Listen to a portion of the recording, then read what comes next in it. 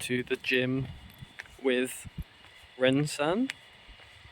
Fuck man, I need to learn those honorifics for people's names here.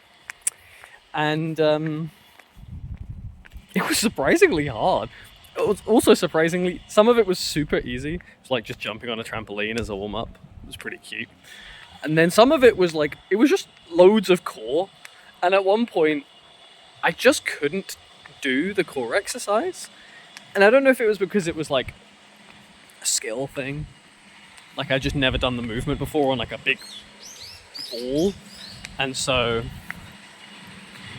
my body was just like, what are you trying to do here? Or my core is just trash. It was a lot of like adductors, the inner thigh muscle as well, squeezing that and stuff. Very strange. But it was fun to get out and chat to some new people, even though they also didn't speak any English, but it was funny trying to chat with them. Anyway, I'm gonna get more practice in on the scooter. Apologies if you can hear this construction work. Hang on, I'll catch back in with you in a bit. We're back. I'm now going to 2 festivals in August. Nope, I'm going to 2 festivals in July, volunteering at both. It's going to be really fun. Pinky Promise and Boom. Berlin in a castle, which is sick. Though I have to sleep in a tent, which I don't have, with a bedroll that I don't have, in a sleeping bag that I don't have. So I'm going to have to go home first, I think, then go to Germany, then go to Portugal. So that's pretty fun. In July. So that's mostly sorted. I just need to pay the deposit for one of them. And then... what was I going to say? Yes, I am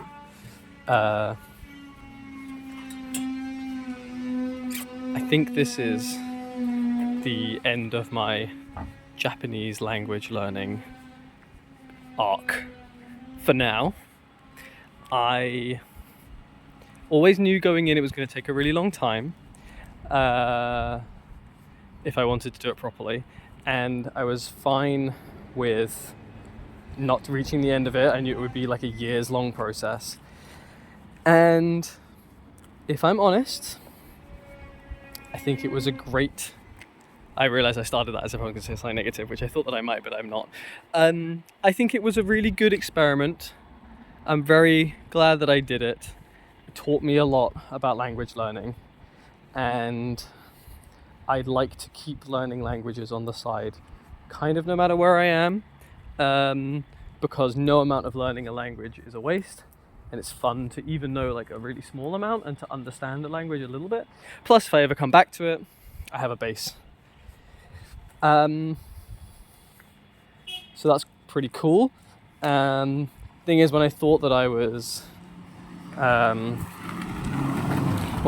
coming back to Japan for another month after the Philippines, it also made a lot more sense to keep the Japanese going for like 3 solid months at the rate I was doing it.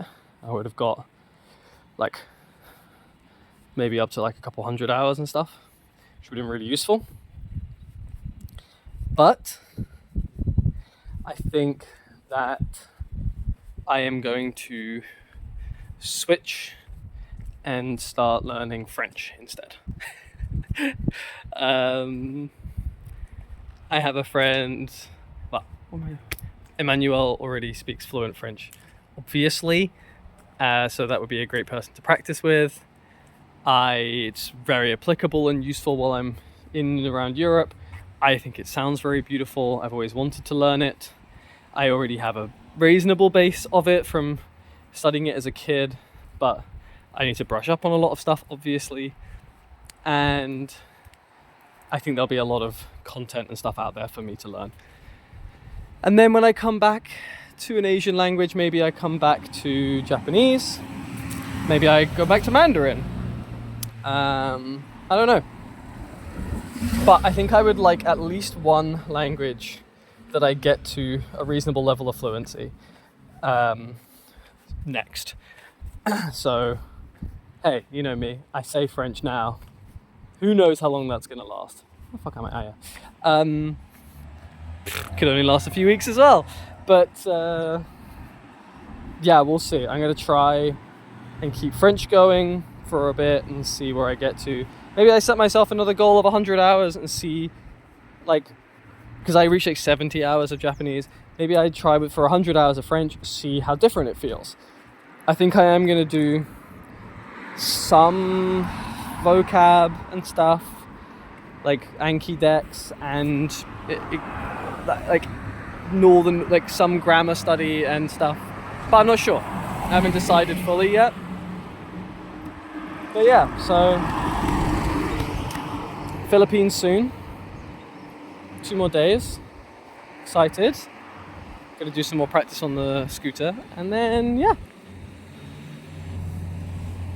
going back to the Lawsons to get some more snacks, just to also have a walk, and yeah. All right. Cool. Feeling good. Feeling good. Good spirits. All right. Bye. Might be the best soy milk I've ever had, flavor-wise. It's salted caramel flavor, but it's like really subtle. So it's not like super sweet or super buttery or anything. Sorry, lots of cars. But just like smooth caramelized sugar, smooth soy. It's good. It's got that like teeny tiny twinge of salt that balances. Oh, hell yeah. And with these maple flavored biscuits, we're cooking. Yep, boy.